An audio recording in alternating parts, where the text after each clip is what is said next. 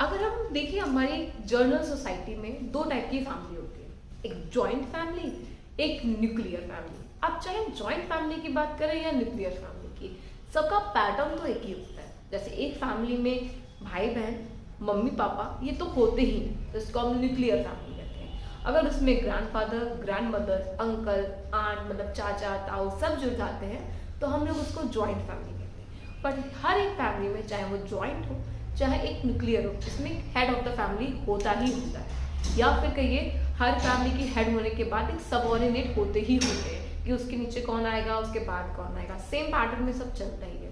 नहीं नहीं नहीं, आज का टॉपिक कोई फैमिली डिस्कशन टॉपिक नहीं है, आज का टॉपिक लॉ से ही रिलेटेड है। बट इसको ईजिली समझने के लिए मैंने आपको ये एग्जाम्पल दिया। जैसे हमारी फैमिली में हमारे हेड फादर होते हैं जर्नली, ऐसा नहीं कि मदर नहीं होती है, जर्नली होते हैं। अगर मदर भी होती है तो एक कोई हेड होता है, हम लोग उनके सबऑर्डिनेट आते हैं, उसके बाद उनके बच्चे मतलब हम लोग आते हैं, या फिर जिस भी पैटर्न से चलता है वही सेम एक स्टेयर्स की तरह चलता है। सबसे पहले ये आ गए, उसके बाद मम्मी आ गई, उसके बाद उनके बच्चे आ गए, तो ये एक पैटर्न चलता है। अगर आपके ग्रैंडफादर है तो ग्रैंडफादर इज सुप्रीम, उसके बाद your grandmother, then your father, then your mother, फिर बच्चे। ऐसे ही कुछ पैटर्न में हमारे इंडिया की कोर्ट्स चलती है। हमारे इंडिया में जो कोर्ट है उसकी भी एक हायरार्की है। इस जो पैटर्न को हम लोग जर्नल भाषा में हायरार्की कहते हैं। फैमिली की हायरार्की होती है, वैसे ही कोर्ट की हायरार्की होती है। Yes, so today's topic is hierarchy of court. So, hey everyone, welcome to Law Studios. My name is Apurva and today I am going to discuss hierarchy of court. कि हमारे India में court को किस pattern में divide किया गया है। So let's start. So hierarchy of court पे डिस्कशन करने से पहले एक बहुत सिंपल सी बात बताना चाहती हूँ कि जनरल भाषा में जो लॉ के स्टूडेंट्स हैं वो तो जानते ही होंगे, पर जो लॉ के नहीं है वो भी शायद ये जानते होंगे कि हमारे इस कोर्ट में कौन सा जो कोर्ट है जो हेड है सारे कोर्ट्स का, definitely supreme court of India. ऐसे ही मैं हर एक पॉइंट पे इंपॉर्टेंट पॉइंट्स डिस्कस करूंगी। जो जो कोर्ट्स इंपॉर्टेंट है उनके बारे में इंपॉर्टेंट चीज़ें डिस्कस करूंगी जो कि आपके एग्जाम के लिए, चाहे वो क्लास का एग्जाम हो, चाहे वो आपका जुडिशियल सर्विसेज का एग्जाम हो, या आपका कोई भी लॉ रिलेटेड, या आपका कोई भी और एग्जाम जिसमें इंडियन पॉलिटी आता है, उससे रिलेटेड हर एग्जाम में ये पॉइंट आपको जरूर काम आएंगे। So watch this video till and. So let's start the hierarchy of court. सबसे पहले हम बात करते हैं एक चार्ट की। चार्ट के थ्रू एक्चुअली मुझे ऐसा लगता है चीज़ जल्दी से मतलब मेमोराइज हो जाती है, आपके दिमाग में ना स्टोर हो जाती है कि भाई ये चार्ट है, अच्छा अच्छा एग्जाम में अच्छा क्या था, पहला पूर्वा नहीं पता था, ये है, फिर उसके बाद ये है, तो एक पैटर्न बन जाता है। तो charts are very easy to memorise. तो इजीली मैं चार्ट लाई हूँ ताकि आपको इजीली समझ आए। आपको दिख रहा होगा पिंक कलर के इस बॉक्स में सबसे ऊपर लिखा है सुप्रीम कोर्ट। सुप्रीम कोर्ट सबसे ऊपर लिखा है, that means it is a supreme, सबसे बड़ा कोर्ट हमारा सुप्रीम कोर्ट होगा। सुप्रीम कोर्ट को गार्जियन ऑफ इंडियन कॉन्स्टिट्यूशन भी कहा जाता है। वो हमारे इंडियन कॉन्स्टिट्यूशन का गार्जियन भी है और सारे कोर्ट्स का बाप है।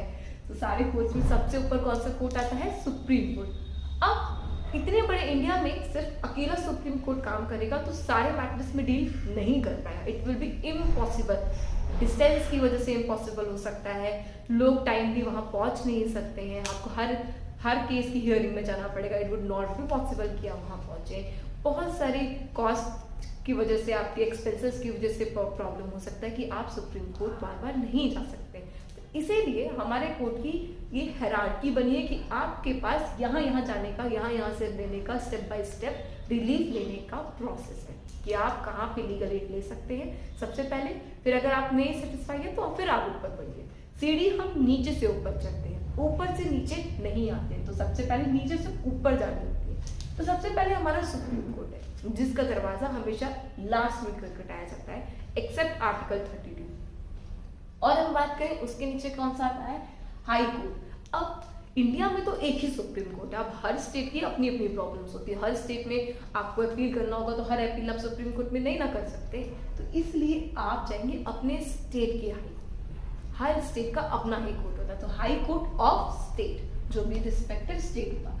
हाई कोर्ट का सबऑर्डिनेट होता है सेशन कोर्ट, जिसमें होते हैं सेशन जज या फिर एडिशनल सेशन जज। तो ये सेशन जज होता है, ये भी एपिलान कोर्ट होती है। जब आप नीचे वाले कोर्टों से सेटिस्फाइड नहीं होती है तो सबसे पहले आप इसी ही कोर्ट के पास जाते हैं, फिर आप high court, then supreme court.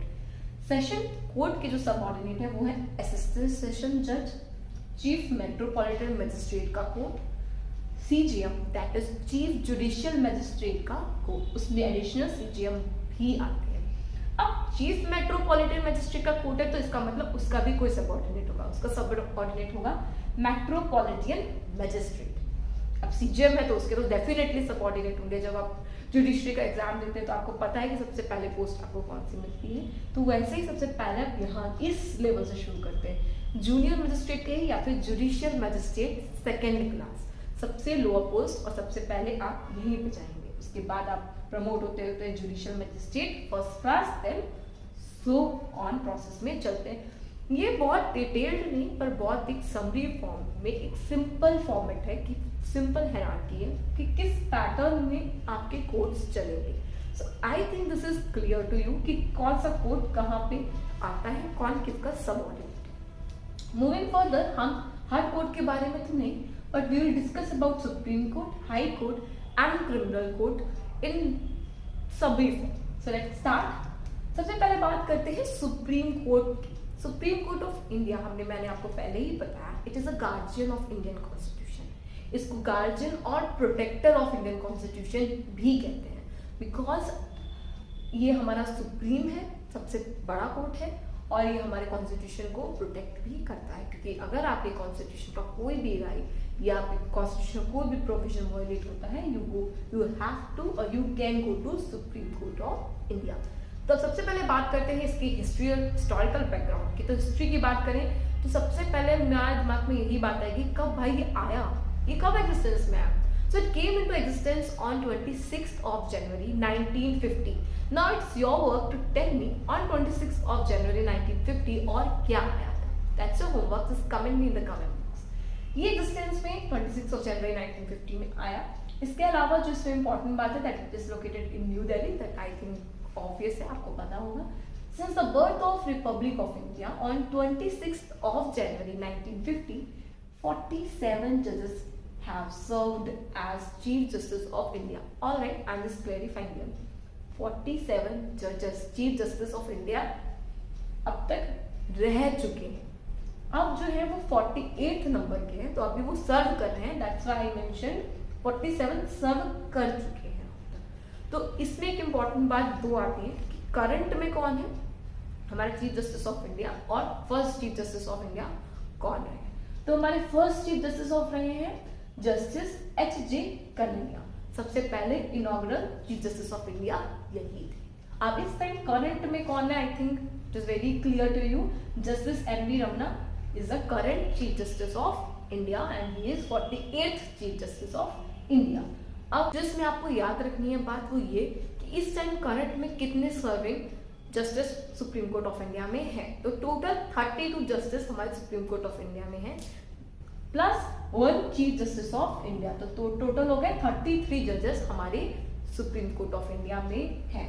इसके अलावा अब हम बात करते हैं कॉन्स्टिट्यूशन के प्रोविजन की। भाई ये सुप्रीम कोर्ट का कुछ तो कॉन्स्टिट्यूशन में भी होगा ना, तभी तो इसका एग्जिस्टेंस है। ये सुप्रीम कोर्ट ऑफ इंडिया का प्रोविजन कॉन्स्टिट्यूशन ऑफ इंडिया में आर्टिकल 124 से 147 तक 124 का 1 क्लियरली बोलता है कि टोटल नंबर ऑफ जजेस कितने होने चाहिए, 34 होने चाहिए, जिसमें chief justice of India include होता है, एक्सक्लूड नहीं है, इंक्लूडेड होकर 34। तो करंट में कितने हैं, 33 है, एक नहीं है, मतलब इसकी 34 के अंदर कितने भी हो सकते हैं, बट 34 से ज्यादा नहीं हो सकते।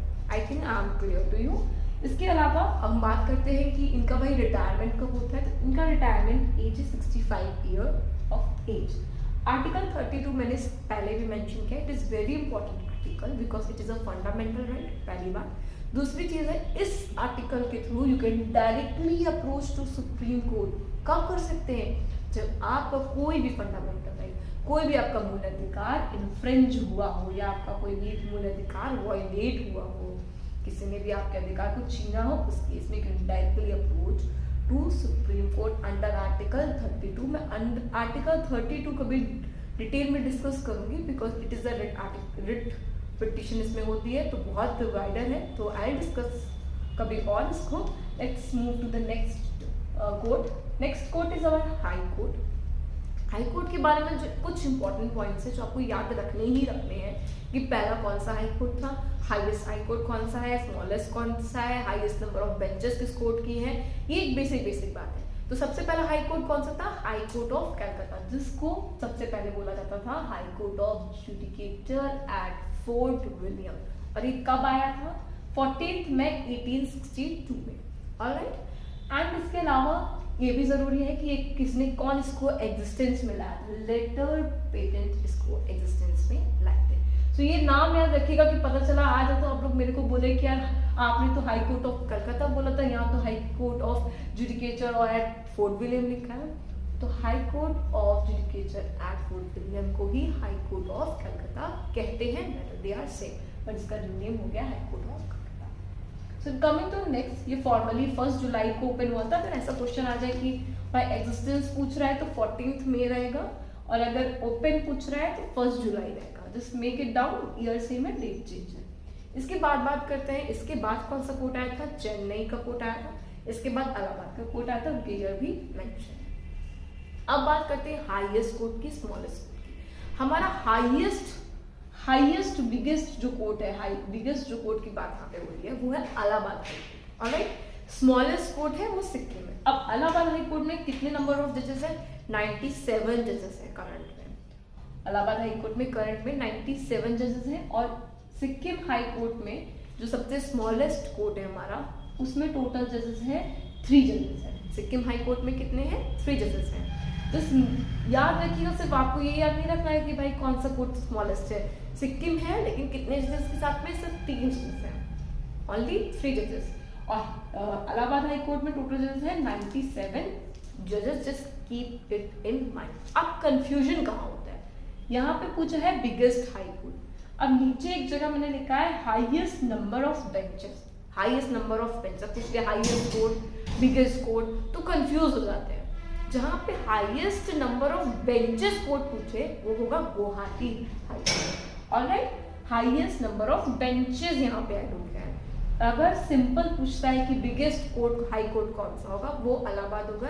And this question was asked in Uttarakhand APO exam, ये 2021 वाला, because I have seen this question कि इसमें पूछा था हाईएस्ट नंबर ऑफ बेंचेस, जो जनरली बच्चे रॉन्ग कर देते हैं, बिगेस्ट और हाईएस्ट नंबर ऑफ बेंचेस लिखा है, बेंचेस, और इसमें कंफ्यूज होते हैं। ये टोटल लेंथ वाइज बता रहा है, इसमें 97 जैसे इसलिए बड़ा है, यहाँ पे इसकी बेंचेस मतलब इसका जो वो है ज्यूरिडिक्शन ज्यादा है, इसलिए गुवाहाटी हाई कोर्ट होगा, इसका ज्यूरिडिक्शन ज्यादा है, कोर्ट बड़ी वो है, ज्यूरिडिक्शन इसका। ऑलराइट, हाई कोर्ट इलाहाबाद का बिगेस्ट है, Guwahati high court highest number of benches है। इसके अलावा जो इंपॉर्टेंट बात है वो याद रखनी है, जैसे आर्टिकल 32 के अंदर you can directly approach to supreme court, article 229 के अंदर you can directly approach to high court. बस डिफरेंस मेनली 2 बातों का है, एक तो ये कि 32 आर्टिकल जो है वो है एक fundamental right, 229 is a constitutional right. इसके अंदर आप डायरेक्टली अप्रोच तो कर सकते हैं, but it is a constitutional right. एक बात और मेंशन करना है इसमें कि 229 जो है सुप्रीम कोर्ट जो 32 में, उससे इसका पावर वाइडर है। इसमें आप 2 कंडीशन पे जा सकते हैं, when your fundamental right is infringed और वायलेटेड, या तो फिर कोई और कॉन्स्टिट्यूशनल राइट वायलेट होगा, तब भी आप हाई कोर्ट में जा सकते हैं। सुप्रीम कोर्ट के आर्टिकल 32 में ये थोड़ा सा नैरो हो जाता है, क्योंकि ये सिर्फ फंडामेंटल राइट के अगेंस्ट ही प्रोटेक्शन देता है। I think I am very clear to you. Apart में जब इसको डिस्कस करूंगी डिटेल में, I just explain this on. इसके अलावा इंडिया में टोटल कितने हाई कोर्ट हैं, 25 हाई कोर्ट है। अब आप बोलेंगे स्टेट तो 28 है और हाई कोर्ट कैसे 25 है, हाई कोर्ट 25 ही है। Now it's your work to find it out कौन सी ऐसी स्टेट्स हैं जिनके एक ही high court. Alright, this your work, mention it in the comment box. इसके अलावा जो प्रोविजंस है कॉन्स्टिट्यूशन ऑफ इंडिया के, वो कहाँ है, आर्टिकल 214 से लेके 231 तक इंडियन कॉन्स्टिट्यूशन में इसके प्रोविजन दिए। So this was a basic thing and very important point to be noted about supreme court and high court. अब हम जो आगे डिस्कस करेंगे वो क्रिमिनल कोर्ट के कंटेक्स्ट में डिस्कस करेंगे, बट उससे पहले मैं एक आपको चार्ट दिखाऊंगी जो कि आपको सिविल कोर्ट और रेवेन्यू कोर्ट की भी एक कोर्ट का एक समरी आपको समझ में आ जाएगा कि कौन सा कोर्ट कहाँ पे आता है। सो ये है हमारे सबऑर्डिनेट लोअर कोड का चार्ट। कौन सा कोड कहाँ पे आता है, यहाँ पे मैंने आपको criminal code, I think you are able to see, यहाँ पे सिविल कोड की बात करना है कि सिविल कोड में सबसे पहले आएंगे डिस्ट्रिक्ट जज, डिस्ट्रिक्ट एंड सेशन जज, उसके बाद आएंगे सब जजेस फैमिली कोड, उसके बाद administrative small cause code. Criminal में सेशन जज हो गए, जो मेट्रोपॉलिटन उसमें ही आ जाएगा चीफ जुडिशियल मैजिस्ट्रेट, यहाँ थर्ड क्लास नहीं होता है। सीजीएम के अंदर आएंगे फर्स्ट क्लास और second class. Revenue code, board of revenue, commissioner collector, tehsildar and naib tehsildar. This is a small summary of lower code. अब हम बात करेंगे क्रिमिनल कोड के कंटेक्स्ट में। आज का वीडियो क्रिमिनल कोड पे ही रुक के रह जाएगा, तो let's start with criminal code. अब क्रिमिनल कोड की जब हम बात करेंगे तो definitely we are going to talk about CrPC, criminal procedure code. उसके अलावा हम क्रिमिनल कोड कहाँ करेंगे भाई, वही तो प्रोसेस बताता है। तो मेन हमारा जो प्रोसेस बताएगा वो यही ही बताएगा हमारा सीआरपीसी। तो सीआरपीसी में सेक्शन वाइज मैंने इस पूरे चार्ट को डिवाइड कर दिया है। I am not going to explain each and every point, but मैं इस चार्ट को एक समरी फॉर्म में डिस्क्राइब जरूर करूँ। अब हम क्रिमिनल कोड की बात करते हैं, तो क्रिमिनल कोड में हमारा जो कोड है वो 3 हिस्सों में डिवाइडेड है। Alright, I am just clarifying, ये हायरार्की नहीं है, ये कोड का डिवीजन मैंने बताया। हायरार्की में सबसे ऊपर कोर्ट ऑफ सेशन आएगा, फिर कोर्ट ऑफ जुडिशियल मैजिस्ट्रेट, और फिर ये 2 नीचे वाले आएंगे। ठीक है, तो मैंने ये हायरार्की नहीं बनाई है, ये क्रिमिनल कोड का चार्ट बनाया है कि सीआरपीसी ने किस तरीके से डिवाइड किया है। This is a division. Alright, तो सबसे पहले कोर्ट ऑफ सेशन को डिवाइड किया है, जो सेक्शन 9 से 10, 9 और 10 में बताता है कि कोर्ट ऑफ सेशन में कौन कौन से जजेस होंगे, कैसे स्टैब्लिश होगा, कौन स्टैब्लिश करेगा।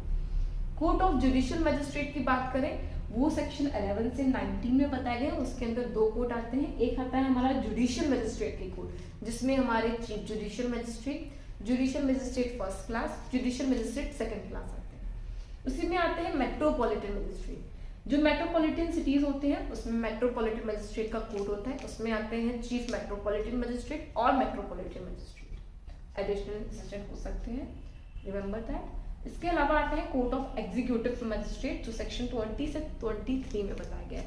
अब आपके दिमाग में होगा भाई ये एग्जीक्यूटिव मैजिस्ट्रेट डीएमएसडी में यहाँ क्या कर रहा है।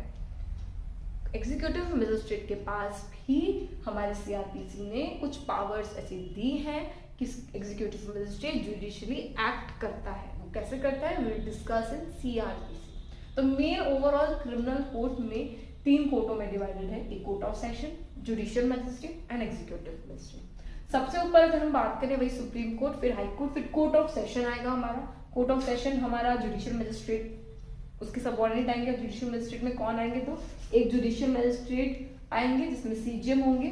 सीजीएम के सबऑर्डिनेट कौन होंगे, judicial magistrate first class, judicial magistrate second class. Metropolitan magistrate में कौन आएगा, chief metropolitan magistrate, I am sorry, and उसके सबऑर्डिनेट कौन आएगा, मेट्रोपॉलिटन मैजिस्ट्रेट। ये सेक्शन 16 से 19 में पढ़ेंगे। इसमें आपको सबऑर्डिनेशन भी मिलेगा कि कौन सा सबऑर्डिनेट, कौन से कोर्ट का ये सबऑर्डिनेट होता है और कहाँ पे कैसे कोर्ट कौन स्टैब्लिश करेगा। ये सारा प्रोविजन जो है इन सारे सेक्शंस में दिया गया है डिटेल में in CrPC direct. You can go and you can see in that. Otherwise मैं इसका भी एक वीडियो आपको डिटेल में दूंगी कि कौन से कोर्ट में क्या क्या, कौन से सेक्शन में प्रोविजंस बताए गए। So this video was still here only, कि मैंने आपको एक हायरार्की बता दिया, क्रिमिनल कोड का सीआरपीसी में डिस्क्रिप्शन बता दिया कि कौन सा कोड कैसे डिवाइडेड है। Just keep this chart in your mind, just take the screenshot and keep it, कि ये आपके बहुत काम आएगा, because it will just make you clear कि कौन से सेक्शन से कौन से सेक्शन तक हमें जाना है। Because see there is a pattern 9 to 10, 11 to 19, 20 to 23। In my next video definitely I would be telling कि आपको ये सारे सेक्शंस याद भी कैसे करते हैं, याद कैसे रख सकते हैं। Everything I will be discussing in my this YouTube channel. So you have to make sure to subscribe my YouTube channel, or if you like this video make sure to like and please make sure to share and comment me जो मैंने आपसे आज question पूछे हैं वो। So now your work is just go to these provisions, just read it thoroughly one time. I'll discuss in my next video. So thank you so much for watching this video. I'll see you in my next video. Bye bye.